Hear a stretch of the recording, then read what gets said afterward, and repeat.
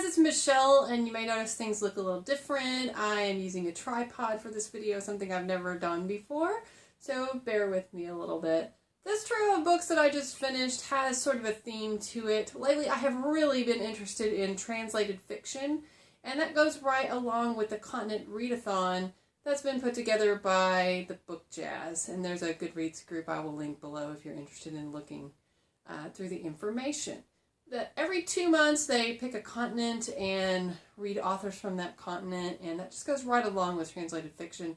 Happens to be Europe for the month of August, and I thought, you know what, I'm going to read a few European translated books. So I'd love to tell you about the first 3.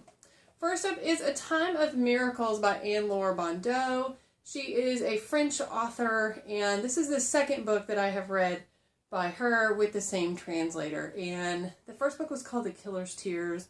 It had the weirdest premise I had ever read about a book, and I just really enjoyed the writing style. And this was no different with A Time of Miracles. Really enjoyed the writing style yet again. This story is about Blaise Fortune, who is a French citizen. He was a baby when he was with his mother, and his train was derailed and caught on fire, and a young lady from the Republic of Georgia, where the train crashes, takes him in. She's a single lady. So she's raising him as her own, but kind of trying to get him to France because the Republic of Georgia has a lot of unrest, and it's just not a safe place. So the beginning 2/3 are pretty much a survival story, as Blaise and, I forgot her name, Gloria, try to make their way to France, and they live in various conditions and move on ever so often, and a lot of times they meet very helpful strangers and some not so helpful.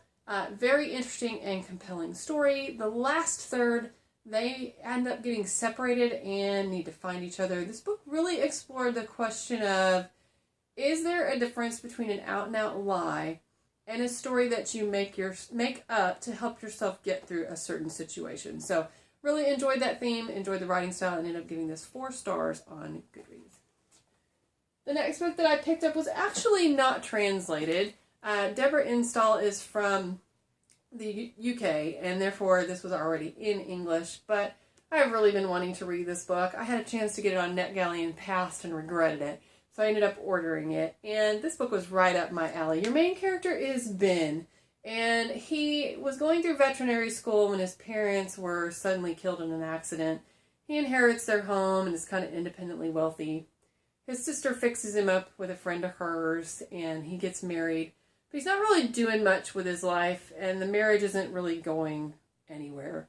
One day, they find a little robot in their garden that's kind of rusty, and he goes out to investigate, and the wife's like, get rid of the robot, and he just can't for some reason. So this is kind of set in present day, but androids and robots are kind of common. So a little twist on today, or maybe set in the near future.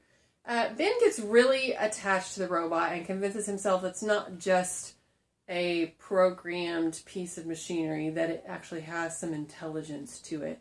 Eventually, Amy leaves him, and Ben and Tang, the robot, go on this adventure trying to fix Tang because he's got a problem, and it carries them everywhere, and hilarity ensues, and sadness ensues, and just all of these things happen. So there is a suspension of disbelief required for this story to enjoy it, but it wasn't a far stretch for me.